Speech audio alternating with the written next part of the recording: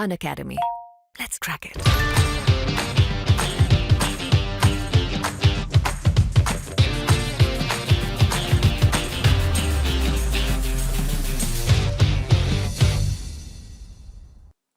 Unacademy आपके लिए लेकर आया है न्यू फ्री प्लान्स जो कि शुरू हो रहे हैं 1 दिसंबर 2020 से। इसमें आपको क्या फ़ायदे होने वाले हैं? इसमें आपको मिलेगी एक हफ्ते के अंदर में 500 से ज़्यादा फ्री लाइव क्लासेस और डाउट क्लियरिंग सेशन जो कि एमपी के टॉप एजुकेटर्स द्वारा लिए जाएंगे और ये आपको नोट्स भी प्रोवाइड करेंगे। इसमें डेली और weekly free live mock test होंगे और इसका पेपर का जो होगा एनालिसिस भी होगा और टॉप एजुकेटर्स के द्वारा यहाँ पे किए जाएंगे ये एनालिसिस। और साथ ही साथ यहाँ पे 4 डिफरेंट एग्जाम को कवर किए जा रहे हैं: MPPSC prelims, MP police constable, MPSI, MP jail पहरी। और आपको इसमें मिलेगा फ्री लाइव क्विज। 20,000 से ज्यादा क्वेश्चन इसमें कवर किए जाएंगे सभी सब्जेक्ट को मिला करके।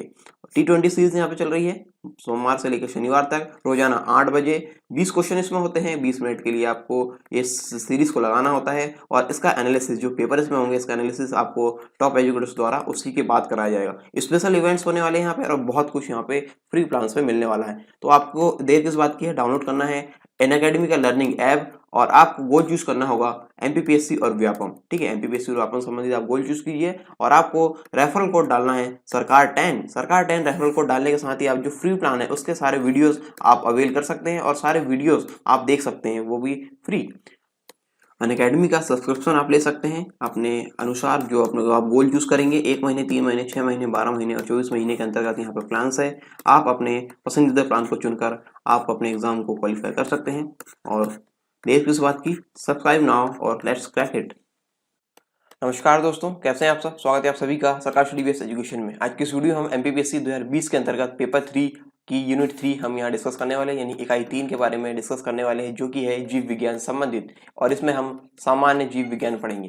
कौन सा जीव विज्ञान? सामान्य जीव विज्ञान। और इसमें जो हमारा पहला जो लेक्चर इसमें आ रहा है अभी, ये पाठ्यक्रम विश्लेषण के अंतर्गत है, यानी सिलेबस एनालिसिस करना है हमको यहाँ पे। अभी हमें इन टॉपिक में घुसना नहीं है, यानी इन टॉपिक्स को नहीं पढ़ना है, इनके बारे में पढ़ना है कि हमें क्या क्या चीज़ें यहाँ से पढ़ना है और क्या क्या चीज़ें हमें इंपॉर्टेंट होगी एग्जाम के लिए।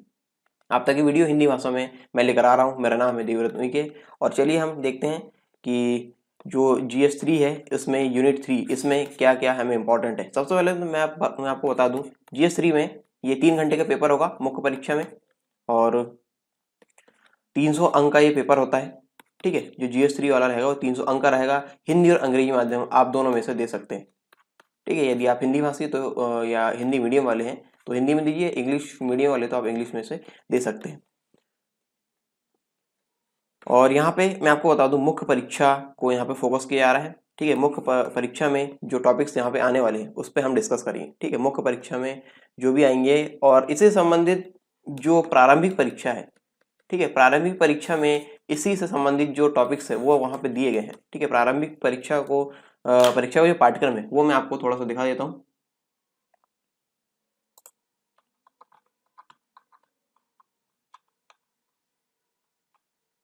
यहाँ पे देखिए, विज्ञान एवं पर्यावरण में यहाँ पे जो सिलेबस दिए गए, विज्ञान के मौलिक सिद्धांत है, भारत के प्रमुख वैज्ञानिक संस्थान एवं उनकी उपलब्धियां, ये हम जो टेक्नोलॉजी वाला जो पढ़ेंगे अभी। ठीक है, टेक्नोलॉजी वाला जो यूनिट है हमारी, कौन सी है यूनिट टेक्नोलॉजी वाली?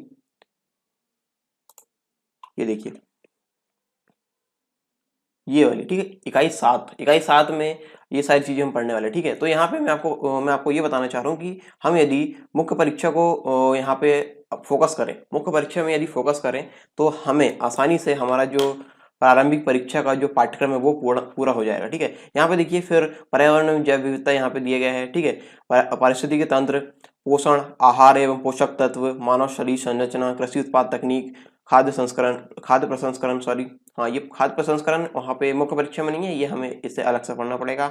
स्वास्थ्य नीति एवं स्वास्थ्य कार्यक्रम, ये हमें मुख्य परीक्षा के पाठ्यक्रम में दिए गए हैं। प्रदूषक, प्राकृतिक आपदा एवं प्रबंधन, ये आपदा एवं प्रबंधन के अंतर्गत ये हम पढ़ लेंगे। ठीक है, तो यहाँ पे प्रारंभिक परीक्षा में इतना जो विज्ञान का जो भाग है इतना आने वाला है। और यहाँ पे जो जीव विज्ञान से संबंधित जो चीजें हैं वो अब हम यहाँ पे डिस्कस करते हैं। ठीक है, जीव विज्ञान संबंधित चीजें, ये सूक्ष्म जीवों से संबंधित बात यहाँ पे की जा रही है। सूक्ष्म जीव और जैविक कृषि, सूक्ष्म जीव और जैविक कृषि। तो पहले तो मैं आपको बता दूं कि सूक्ष्म जीव आते हैं जीव विज्ञान के अंतर्गत।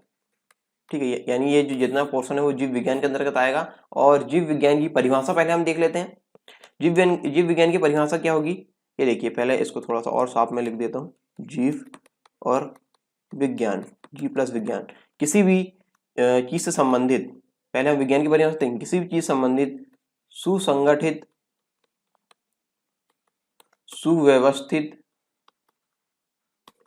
और क्रमबद्ध ज्ञान को, ठीक है, किसी भी चीज संबंधी सुसंगठित, सुव्यवस्थित और क्रमबद्ध ज्ञान को हम कहेंगे विज्ञान, ठीक है। और यही चीज यदि जीव से संबंधित हो, यानी सजीव से संबंधित हो, तो सजीव से संबंधित सुसंगठित, सुव्यवस्थित और क्रमबद्ध ज्ञान को हम कहेंगे जीव विज्ञान, ठीक है। क्या कहेंगे? जीव विज्ञान। तो इसकी परिभाषा हम देख ली है। अब हम बात करते हैं सजीवों के अंतर्गत आता क्या क्या है। जो सजीव है, सजीव के अंदर क्या क्या आएगा? सजीव के अंतर्गत आएगा प्लांट्स, ठीक है, प्लांट यानी पौधे, पौधे आएंगे, ठीक है, पौधे। इसके बाद आएगा क्या?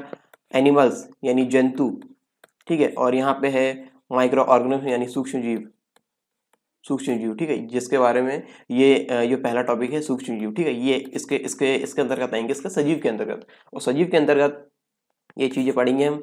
पौधे हम सभी जानते हैं, जंतु भी जानते हैं। यहाँ पे मैं आपको माइक्रो ऑर्गेनिज्म यानी सूक्ष्म जीव के बारे में थोड़ा बताना चाहूंगा। सूक्ष्म जीव क्या होते हैं? वे जीव जो हम नग्न आंखों से नहीं देख सकते हैं, ठीक है। उन्हें देखने के लिए सूक्ष्मदर्शी की आवश्यकता होती है, सूक्ष्मदर्शी की आवश्यकता होती है, ठीक है। और नॉट वेरी ऑथेंटिक, जो 0.02 mm का साइज इनका होता है, ठीक है, इसके आसपास इनका साइज होता है। ये बहुत ऑथेंटिक नहीं है ये डेटा, लेकिन फिर भी ऐसा कई स्टडी में ऐसा देखा गया है। फिर यहाँ पे सूक्ष्मदर्शी के बारे में, जैसे ये हो गए वायरस, बैक्टीरिया वगैरह, ठीक है, वायरस, ये सारी चीज़ें हम पढ़ेंगे। माइक्रो ऑर्गेनिज्म में फंगी पढ़ेंगे, ठीक है, फंगी इसके अंतर्गत पढ़ेंगे। तो ये सूक्ष्म जीव के अंतर्गत हम पढ़ने वाले हैं। तो सूक्ष्म जीव के अंतर्गत एक चीज और आती है, एक होता है प्लांट वायरस, ठीक है, और एक होता है एनिमल वायरस, एनिमल वायरस, ठीक है। तो यहाँ पे बहुत सारे स्टूडेंट यहाँ पे कंफ्यूज होते हैं कि जो सजीव है, ठीक है, सजीव के अंतर्गत आते हैं क्या? प्लांट, एनिमल, और आता है यहाँ पे क्या? माइक्रो ऑर्गेनिज्म, ठीक है। ये हमने अभी वर्गीकरण इसका पढ़ा। तो यहाँ पे देखिए, यहाँ पे ये कहते हैं स्टूडेंट्स की, मतलब कंफ्यूजन रहता है कि जो प्लांट वायरस है वो इसके अंतर्गत आएगा, ठीक है, प्लांट जो वायरस है वो प्लांट के अंतर्गत आएगा, और जो एनिमल वायरस है इसके यो एनिमल के अंतर्गत आएगा। लेकिन ऐसा नहीं है, ठीक है, ऐसा नहीं है। ये देखिए, इसका मतलब क्या होता है? प्लांट वायरस और एनिमल वायरस का यहाँ मतलब क्या है? इसका मतलब ये है कि ऐसे वायरस जो प्लांट से अपना पोषण लेते हैं वो कहलाएंगे प्लांट वायरस, ठीक है। ऐसे वायरस जो अपना प्लांट से पोषण लेते हैं, यानी पौधों से अपना पोषण लेते हैं, वो कहलाएंगे प्लांट वायरस। और जो जंतु से अपना पोषण लेते हैं वो कहलाएंगे एनिमल वायरस, ठीक है, एनिमल वायरस। आगे समझ में? ये दोनों चीजें बहुत इंपॉर्टेंट है। और यहाँ पे हम जैविक कृषि में जो माइक्रो ऑर्गेनिज्म है, जो सूक्ष्म जीव है, उनका क्या महत्व है, किस प्रकार से ये सहायता करते हैं जैविक कृषि में, और अभी जैविक कृषि क्यों आवश्यक है, क्योंकि अभी जो रासायनिक कृषि जो होती है अभी, ठीक है, जो रसायनों का प्रयोग करके होते हैं, उसमें बहुत सारे नुकसान हमें देखने को मिल रहे हैं। जमीन से संबंधित यानी जो मृदा संबंधित, ठीक है, प्रदूषण बहुत देखने को मिल रहे हैं, जल प्रदूषण उसमें बहुत हो रहा है, बहुत सारी चीजें हमारे स्वास्थ्य संबंधित समस्या आ रही है। तो इसको हटाने के लिए हम फिर से जैविक कृषि की ओर बढ़ रहे हैं, ठीक है, जैविक कृषि। हालांकि जैविक कृषि अभी इतना आसान नहीं है, लेकिन ये हम धीरे धीरे यदि करेंगे तो ये जैविक कृषि की ओर हम वापस बढ़ जाएंगे। और जैविक कृषि हमारे स्वास्थ्य के लिए भी बहुत ही आवश्यक है, वहाँ, क्योंकि वहाँ से जो उत्पाद उत्पन्न होंगे उसका हम सेवन करेंगे, और उससे संबंधित जो भी चीज़ें हम खाएंगे तो हमारे स्वास्थ्य में भी काफ़ी अच्छा असर पड़ेगा, ठीक है।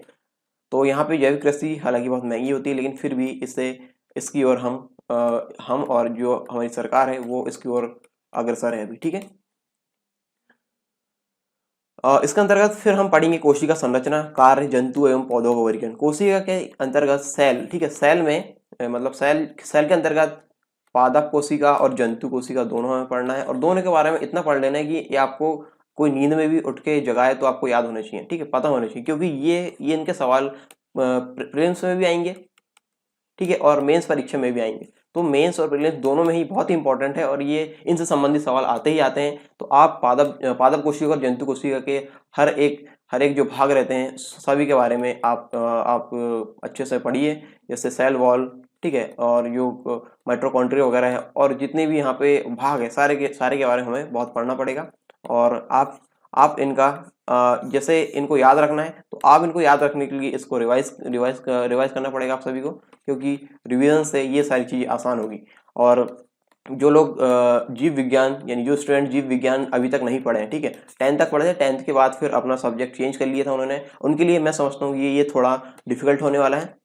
क्योंकि यहाँ पे आप देखिए 11वीं फिर 12वीं पढ़ते हैं और फिर अपना first year, second year, third year जो ग्रेजुएशन के ईयर रहते हैं वहाँ पे ये जीव विज्ञान से संबंधित चीज़ें देखने को नहीं मिलती है। और कई स्टूडेंट ऐसे होते हैं कि अपना जो पोस्ट ग्रेजुएशन के बाद ये इस परीक्षा की तैयारी शुरू करते हैं तो काफ़ी लंबा समय हो जाता है, ठीक है, 2 साल तो ये स्कूल में हो गए, फिर यहाँ पे फिर ये कम से कम 3 से 4 साल, मतलब 3 से 4 साल ग्रेजुएशन के हो गए, फिर मास्टर्स वगैरह शुरू करते हैं तो कम से कम 4-5 साल का गैप हो जाता है, तो काफ़ी सारी चीज़ें हम भूल जाते हैं, ठीक है। हमने माना कि हमने बहुत सारी चीज़ें 10th तक पढ़े लेकिन फिर भी काफ़ी सारी चीज़ें भूल जाते हैं, तो आप लोगों के लिए थोड़ा सा मुश्किल होने वाला है। और आप लोगों के लिए मुश्किल को आसान बनाना है तो आपको इसे थोड़ा ज़्यादा समय देना पड़ेगा, ठीक है, इसमें ज़्यादा समय देकर ज़्यादा प्रैक्टिस करना पड़ेगा इसको, तब जाके हम इसको अच्छे से पढ़ पाएंगे जीव विज्ञान को।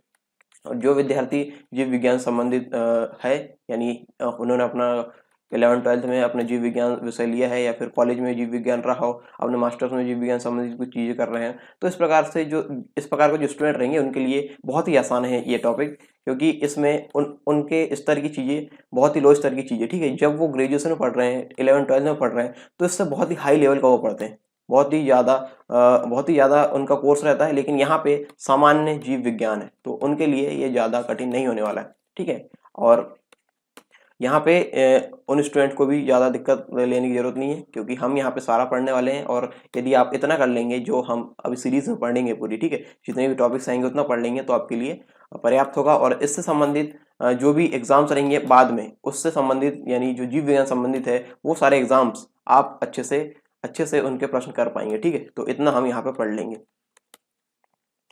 यहाँ पे जंतु और पौधों का वर्गीकरण हम देखेंगे, ठीक है, और यहाँ पे पौधों, पशु एवं मनुष्य में पोषण, पौधों में पोषण कितने प्रकार के पोषक तत्व होते हैं, पोषक तत्वों के बारे में हमें जानकारी होनी चाहिए।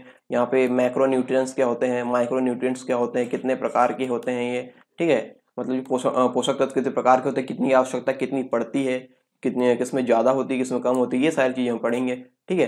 तो ये 16 पोषक तत्व चाहिए रहते हैं जो पादप रहते हैं उनको, और यहाँ पे 9 यहाँ पे रहते हैं मैक्रो न्यूट्रिएंट्स, और यहाँ पे 7 रहेंगे माइक्रो न्यूट्रिएंट्स, यानी आवश्यकता के अनुसार यहाँ पे कितने पोषक तत्व की आवश्यकता होती है पौधों में अपना जो सर्वाइव करने के लिए, वो यहाँ पे उसके अनुसार इनको वर्गीकृत किया जाता है पौधों में। उसी प्रकार हम पशुओं में देखेंगे, मनुष्यों में पोषण देखेंगे, संतुलित आहार किस प्रकार का होता है और क्यों आवश्यक है, विटामिन के बारे में पढ़ेंगे, हीनता जन्य रोग, हार्मोन्स, और मानव शरीर के अंग, ठीक है, मानव शरीर के अंग में जितने भी अंग है उन शरीर को पूरा पढ़ना है, ठीक है, यानी यहाँ पे पूरी ह्यूमन बॉडी पढ़ना है हमको, ठीक है, ह्यूमन बॉडी और सामान्य विज्ञान के अंतर्गत, ठीक है, सामान्य जीव विज्ञान के अंदर हमें पढ़ना है, यानी इसका आपको पीएचडी वाले लेवल में नहीं आना है, आपको सामान्य जीव विज्ञान संबंधित चीज़ें यहाँ पे डिस्कस करनी है।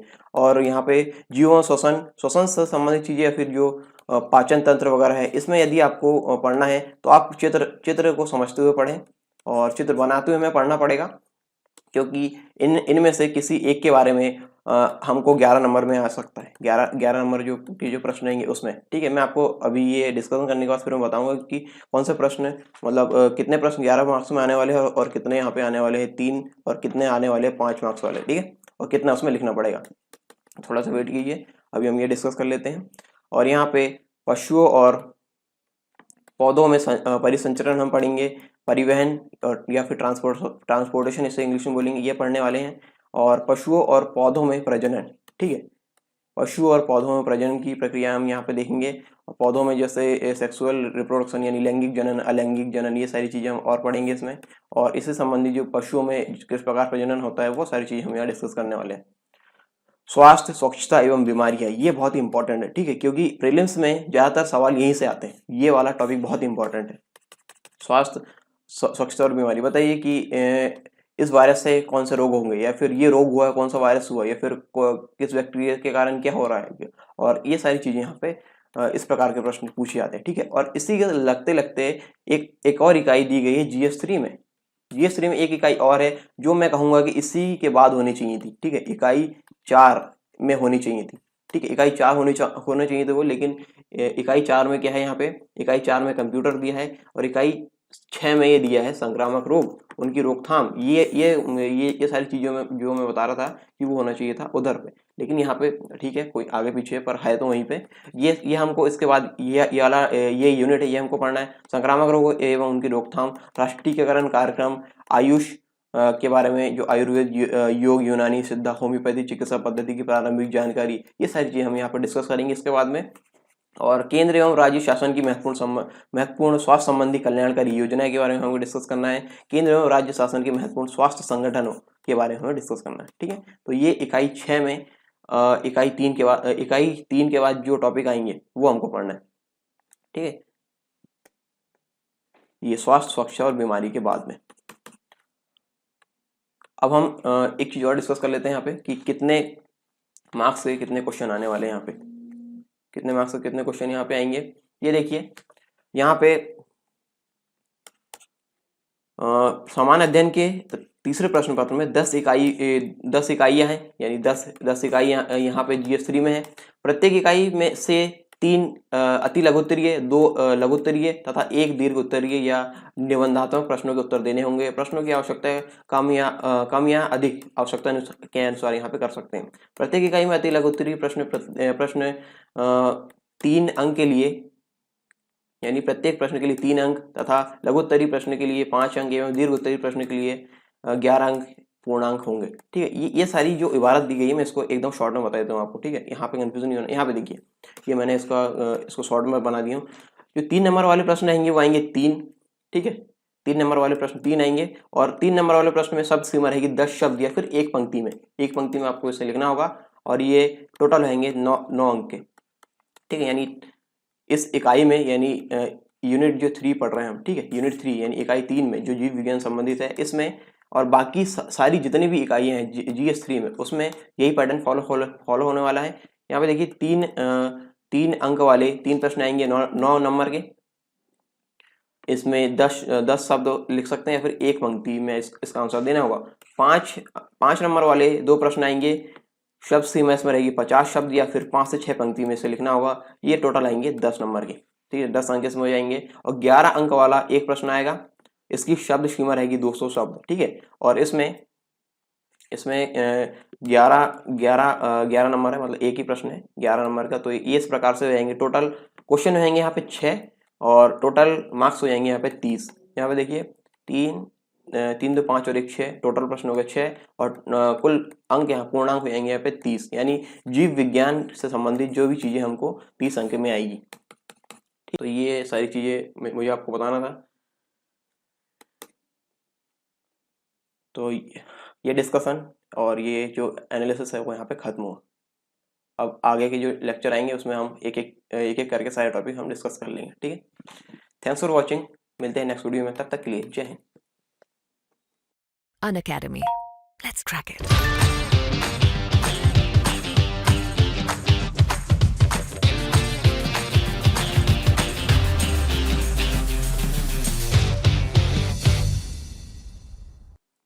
अनअकैडमी आपके लिए लेकर आया है न्यू फ्री प्लान्स, जो कि शुरू हो रहा है 1 दिसंबर 2020 से। इसमें आपको क्या फायदे होने वाले हैं, इसमें आपको मिलेगी एक हफ्ते के अंदर में 500 से ज़्यादा फ्री लाइव क्लासेस और डाउट क्लियरिंग सेशन, जो कि MP के टॉप एजुकेटर्स द्वारा लिए जाएंगे और ये आपको नोट्स भी प्रोवाइड करेंगे। इसमें डेली और weekly free live mock test होंगे और इसका पेपर का जो होगा एनालिसिस भी होगा और टॉप एजुकेटर्स के द्वारा यहाँ पे किए जाएंगे ये एनालिसिस। और साथ ही साथ यहाँ पे 4 डिफरेंट एग्जाम को कवर किए जा रहे हैं, MPPSC prelims, MP police constable, MP SI, MP jail पहरी। और आपको इसमें मिलेगा फ्री लाइव क्विज, 20,000 से ज़्यादा क्वेश्चन इसमें कवर किए जाएंगे सभी सब्जेक्ट को मिला करके। T20 सीरीज यहाँ पे चल रही है सोमवार से लेकर शनिवार तक, रोजाना 8 बजे 20 क्वेश्चन इसमें होते हैं। 20 मिनट के लिए आपको इस सीरीज को लगाना होता है और इसका एनालिसिस, जो पेपर इसमें होंगे, इसका एनालिसिस आपको टॉप एजुकेटर्स द्वारा उसी के बाद कराया जाएगा। स्पेशल इवेंट्स होने वाले हैं यहाँ पे और बहुत कुछ यहाँ पे फ्री प्लान्स पे मिलने वाला है। तो आपको देर किस बात की है, डाउनलोड करना है अनअकैडमी का लर्निंग ऐप और आपको गोल चूज करना होगा MPPSC और व्यापम। ठीक है, MPPSC और व्यापम संबंधित आप गोल चूज कीजिए और आपको रेफरल कोड डालना है सरकार 10 रेफरल कोड डालने के साथ ही आप जो फ्री प्लान है उसके सारे वीडियोस आप अवेल कर सकते हैं और सारे वीडियोस आप देख सकते हैं, वो भी फ्री। अनअकैडमी का सब्सक्रिप्शन आप ले सकते हैं अपने अनुसार, जो आप गोल चूज करेंगे, 1 महीने, 3 महीने, 6 महीने, 12 महीने और 24 महीने के अंतर्गत यहाँ पर प्लान्स है। आप अपने पसंदीदा प्लान को चुनकर आप अपने एग्जाम को क्वालिफाई कर सकते हैं। और देर किस बात की, सब्सक्राइब नाउ और लेट्स क्रैक इट।